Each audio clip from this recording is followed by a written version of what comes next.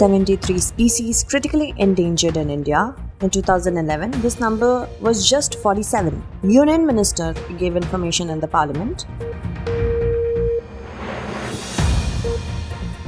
The demand for the protection of Oran arose again. This land is connected with the faith of the people. It is considered a holy place in the desert. North America affected by bomb cyclone. The temperature reached below minus 50 degrees Celsius in Western Canada. More than 50 people are feared dead in America. Risk on geoglyphs increased due to the oil refinery in Ratnagiri. The site is included in UNESCO World Heritage tentative list. India's largest geoglyph is in Kasholi. And India will be the third largest economy by 2035. Annual growth rate is expected to be 6.4% over the 5 years, CEBR report.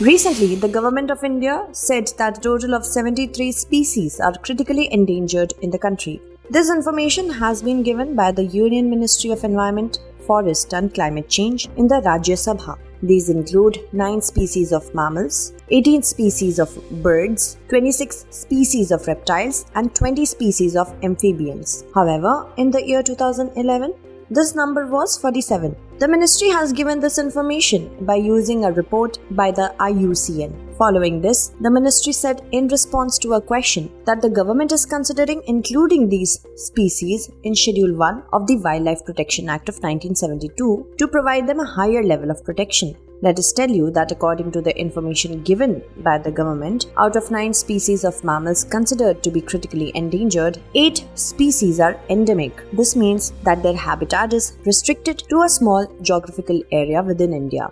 These include Kashmiri hangul, Malabari large spotted civet, leafleted leaf-nosed bat, etc. At the same time, 18 critically endangered bird species include Byers pochard, Great Indian bustard, Indian vulture, slender-billed vulture, etc. Out of 26 species of reptiles, 5 are endemic to India, including the island pit viper. Its habitat is limited to a single location in Car Nicobar Island. For your information, let's tell you that IUCN, that is the International Union for Conservation of Nature, is an international organization. It was established in the year 1948. It monitors the status of biodiversity globally. Based on its study, it declares the species as critically endangered. Recently, a research was published in the journal PLOS Biology. The research identifies threats to land-dwelling species in Antarctica. According to research, under current conservation efforts, the number of species living on the land of Antarctica could decline by up to 97% by the year 2100. Even if conservation measures are taken on a large scale, the population of the species will decrease by up to 37%. In research, climate change has been considered primarily responsible for this. They also say that some species of Antarctica may also benefit from climate change. Liquid water, as opposed to ice, ice-free space, and rising temperatures are likely to allow them to grow and spread more widely. It contains many species including Antarctica mosses, plants, and Gentoo penguins. However, later changed conditions can harm the species. The research also highlights scientists visiting the continent and the environmental damage caused by their activities. Due to this, there may be an increase in the temperature and the growth of invasive species. The most threatened is the emperor penguin because its reproduction depends on ice. It is considered the most sensitive among the species of Antarctica. According to research, the efforts currently being made for the conservation of the species are not enough. Experts have identified 10 management strategies to reduce the risk. The strategies are said to cost $23 million per year to implement. In this, reducing climate change is most important. In such a situation, if the temperature is limited to 2 degrees Celsius, then about 68% of terrestrial species and seabirds can be protected. Other key strategies include managing non-native species and diseases and managing and protecting species. Let's tell you that Antarctica helps in atmospheric circulation and ocean currents. Thus, the continent regulates the temperature and global climate by absorbing carbon dioxide. It also affects global weather activities. In such a situation, extreme weather events such as heat waves can harm the plants and animals of Antarctica.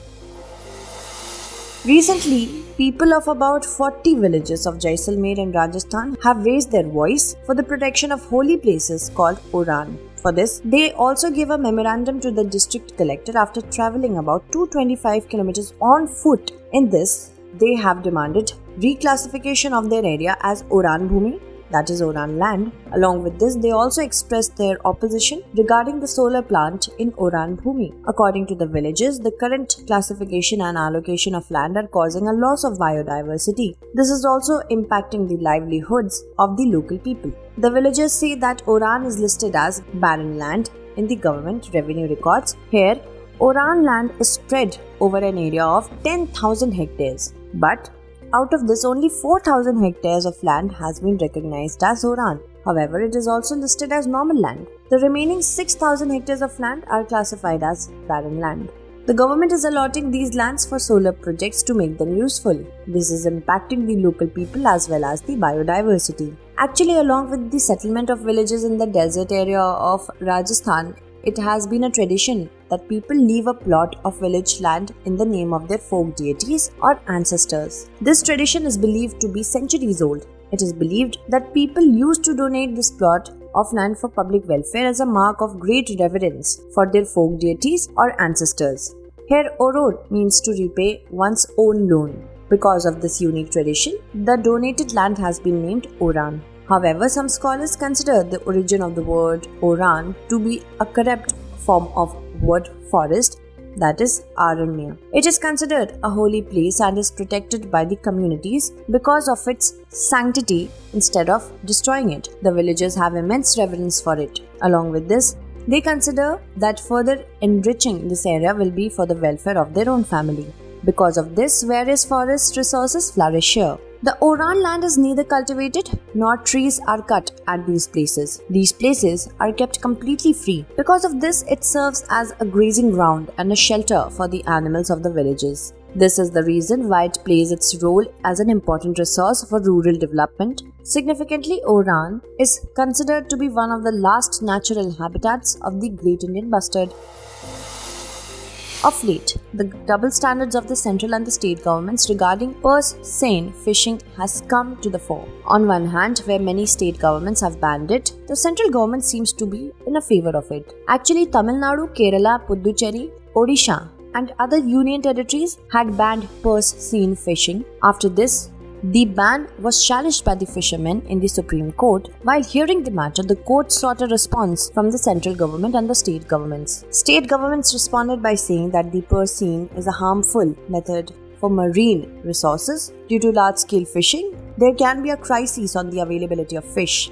Due to this, the availability of fish stock in the sea can also get exhausted. Along with this, these governments have also expressed concerns about the decreasing number of Indian oil sardine fish. They consider purse seine fish responsible for this. That's why they say that this type of fishing technique should be banned. The central government had formed an expert committee on this matter. On the basis of the report of the committee, the central government replied to the court that there is no such data in the matter of purse seine fishing, in which such thing has come to the fore that purse seine is causing a damage or danger to fish or other marine species. Therefore, instead of banning it, state governments should regulate it. Let us tell you that in this case, the scientific community argues that climate conditions including the El Nino phenomenon are responsible for the decreasing number of fish like oil sardine in the last 10 years. On the other hand, fishermen who use traditional methods for fishing have demanded a ban on purse seine fishing. These fishermen fear a decline in the availability of small fish.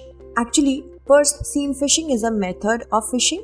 In this method, the fishermen put a large net in the midwater layer of the sea. This net is inserted here in such a way that it remains in the vertical direction. Its advantage is that more and more fish get trapped in it, but it traps fish as well as other non-target species such as turtles, crabs and other unwanted fish, etc. The fishermen throw these unwanted species back into the sea. Still, many of the species die unnecessarily. Significantly, states like Gujarat, Andhra Pradesh, Goa, Karnataka and West Bengal have not imposed any such restrictions, while Maharashtra has issued only a few orders to regulate it.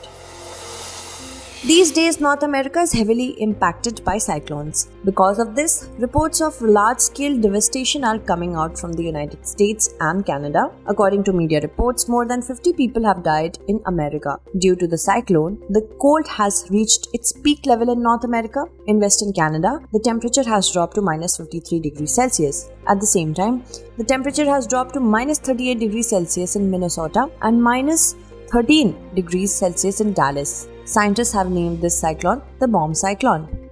Significantly, a bomb cyclone is a form of a dangerous storm.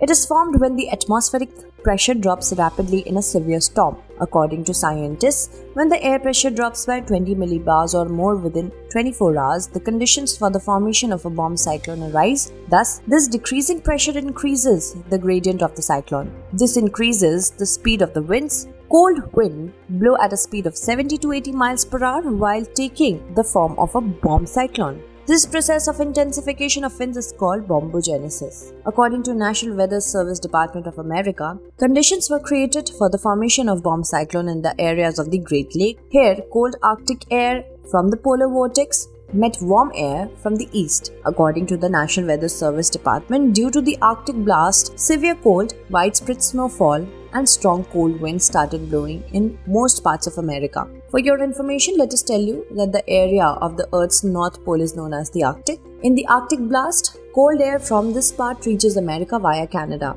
Due to this, there is a sudden drop in temperature in most parts of America. In this situation, temperature can drop by more than 11 degrees Celsius. This temperature reaches dangerous levels below zero within minutes or hours. This condition is responsible for the formation of the bomb cyclone. In this way, the process of formation of Arctic blast starts from the northern end of the earth. Cold winds are present in the snow-covered areas of the Arctic, and these cold winds start moving towards America in the form of jet streams. Further, these winds meet comparatively warmer and moisture winds, and then they eventually turn into a bomb cyclone.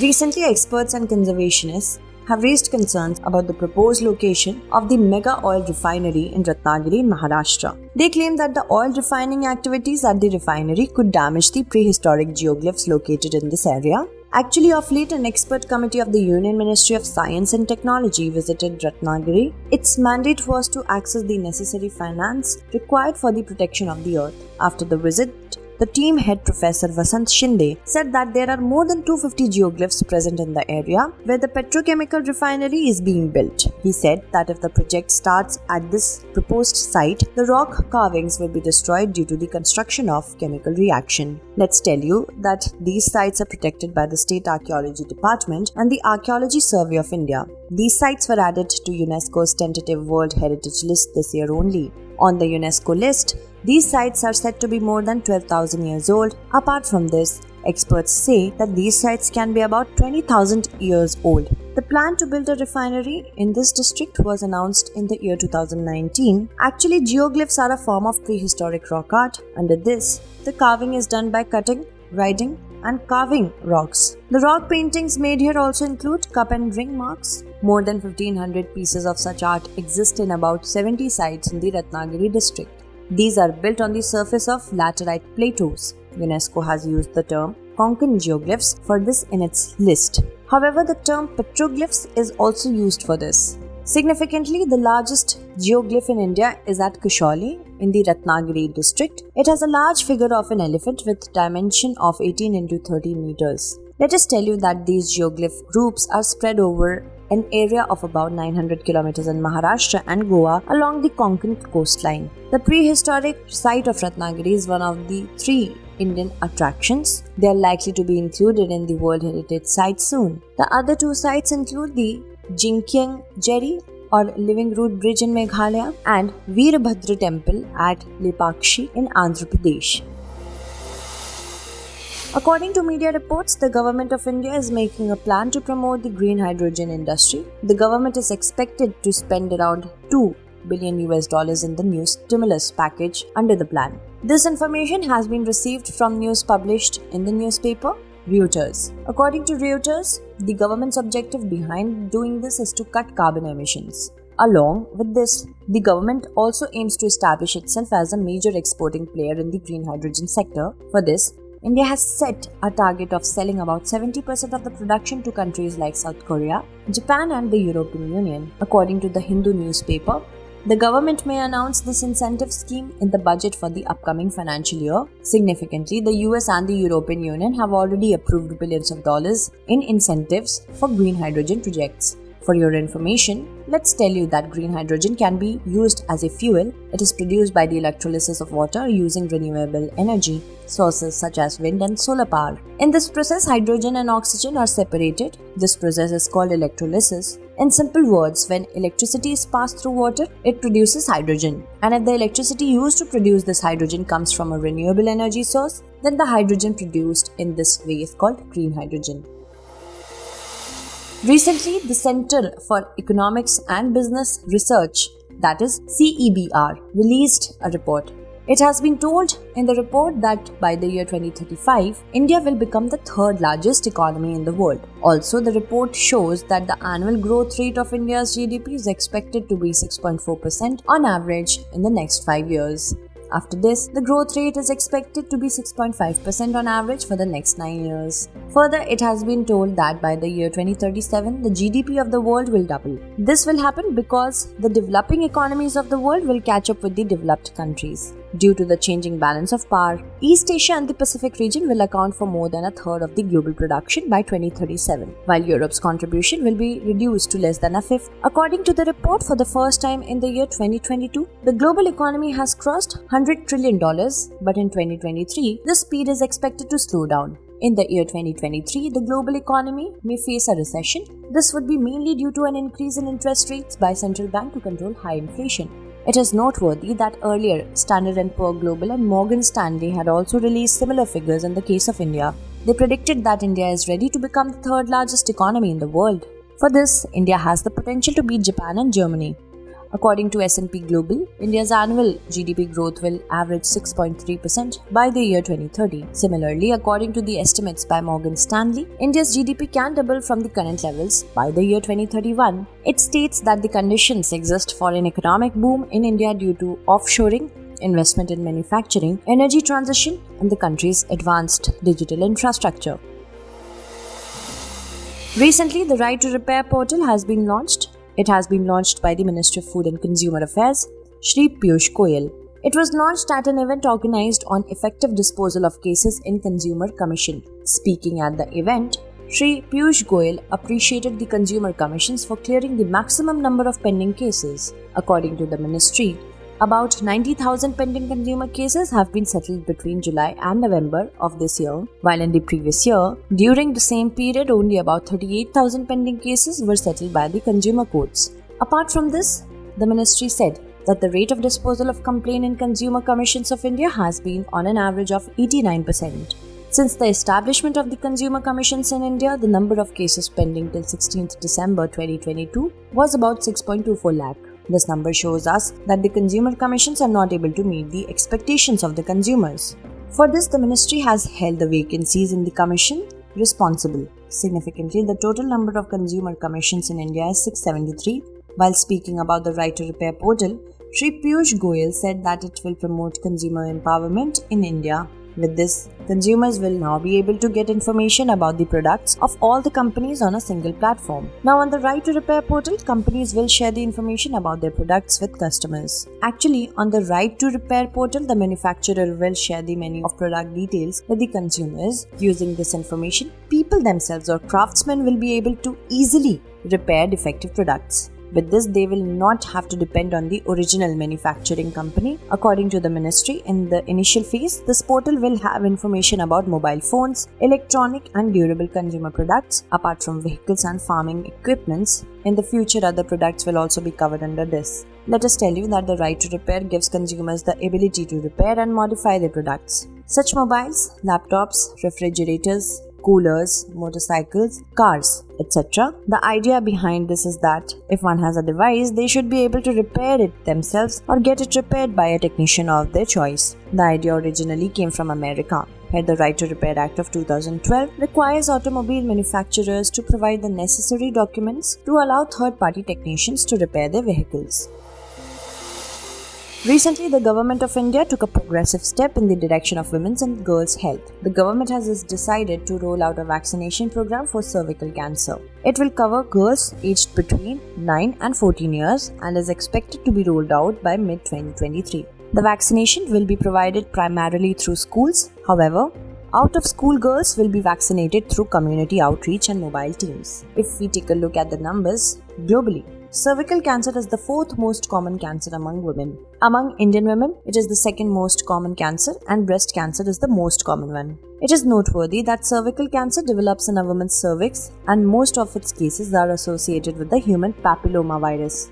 However, good thing is that it is both preventable as well as curable, as long as it is detected early and managed effectively. The HPV vaccine, that is human papillomavirus vaccine, can prevent most cases of cervical cancer if the vaccine is given before girls or women are exposed to virus. Of late, the National Technical Advisory Group for Immunization also recommended introducing the HPV vaccine in the Universal Immunization Program. The recent decision of the government is based on that advice only. Let's tell you that Universal Immunization Program was launched in 1978 with the same expanded program on immunization. Later in 1985, it was renamed as Universal Immunization Program. Under it, immunization is provided free of cost against 12 vaccine-preventable diseases. These diseases are diphtheria, pertussis, tetanus, polio, measles, rubella, hepatitis B, meningitis, pneumonia caused by Haemophilus influenza type B,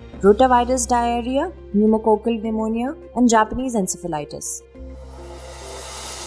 Recently, the CAG, that is the Comptroller and Auditor General, released a report. This report was tabled in the Assam Legislative Assembly on December 24. In the report, large-scale discrepancies have been revealed during the updation of the Assam National Register of Citizens, that is NRC. In fact, in October 2013, Pratik Hajela was posted as NRC coordinator in Assam. The complete draft NRC list was published in August 2019. Out of the total 3,30,27,661 who applied in the list, 3,11,21,004 people were given the status of Indian citizens, while about 19 lakh people were kept out of this list. According to the CAG report, irregularities were found in the original software at the stage of implementation of the scheme. Also, the contract for NRC data capture and correction was awarded without following due process. CAG says that neither these contractors were audited, nor was any trial taken for this. Due to this, a situation of data tampering arose. Not only this, the cost of the project increased from Rs 288.18 crore to Rs 1,602.66 crore due to time overrun. The CAG, in its report, has sought punitive action against Wipro Limited for violation of the Minimum Wages Act after the company was found to have paid operators less than the minimum wages. According to the report, the amount of wages paid to the outsourced workers was about 46 to 64% less than the approved rate. Recently, the Ministry of External Affairs published some statistics related to Indians lodged in foreign jails. These include data related to under trials and convicted criminals lodged in foreign jails. According to the Ministry of External Affairs, about 8,000 Indians, including women, are lodged in foreign jails in 69 countries. Of these, more than half, that is about 4,000 prisoners, are lodged in the jails of the Gulf countries. These prisoners have been charged with various serious charges ranging from domestic violence to murder. According to the statistics, there are about 1,800 people in jail in the UAE alone. There are 1,222 Indians in Nepal, 261 in America, 219 in the UK, 65 in Australia, 23 in Canadian jails. Apart from this, about 115 women prisoners have come to the fore in jails of 19 countries. However, the gender-wise list for some countries is not available. Significantly, by the year 2021, about 1.35 crore Indian citizens are living outside the country in different countries. About 87.51 lakh Indians reside in the Gulf countries alone. Out of the total overseas Indian citizens, more than 30 lakh Indians are from Kerala. According to the Ministry of External Affairs, the state of Kerala tops in terms of the numbers of passport holders in the country. Not only this, the Malappuram district of Kerala ranks third after Mumbai and Bengaluru in the list of the most passport-issued districts. According to the information, the Pravasi Legal Aid Cell has been started in Kerala to provide free legal aid to the people lodged in jails in different countries, especially West Asia.